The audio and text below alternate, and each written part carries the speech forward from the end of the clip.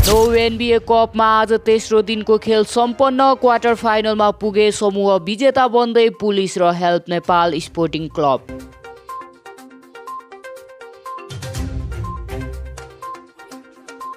आज भएको पहिलो खेलमा हेल्प नेपाल क्लबले मणि मुकुन्द भलिबल क्लबलाई 3-0 को सोझो सेटमा पराजित गर्दै क्वार्टर फाइनलमा आफ्नो स्थान पक्का बनाएको हो। दोस्रो खेलमा खिल्जी युवा क्लबलाई 3-0 को सोझो सेटमा नै पराजित गर्दै पुलिसले पनि क्वार्टर फाइनलमा स्थान बनाएको छ।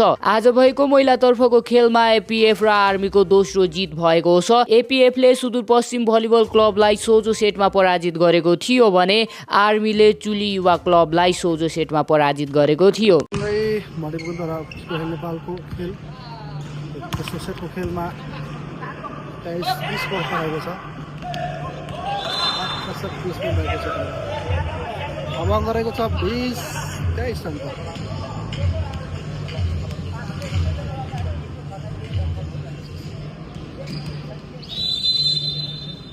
शिवङ्क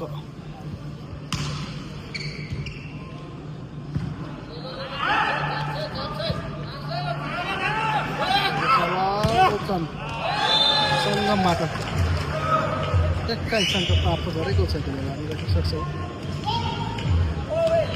22 भएको छ माफोनमा 22-23 को अवस्था। 22-23 अङ्क छ। तेस्रो सेटको खेललाई के रोक्ने अवसरमा छ मणिमुकुन्द भलिबल क्लब।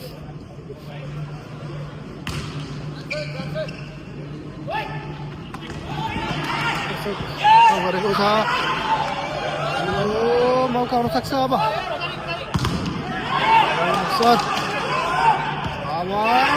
सङ्गम लगाएको छ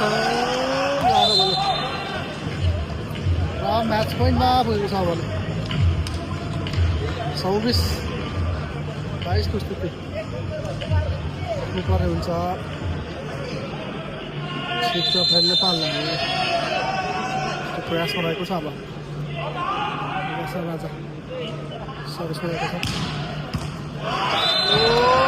एकसँगै खेल समाप्त भएको छ।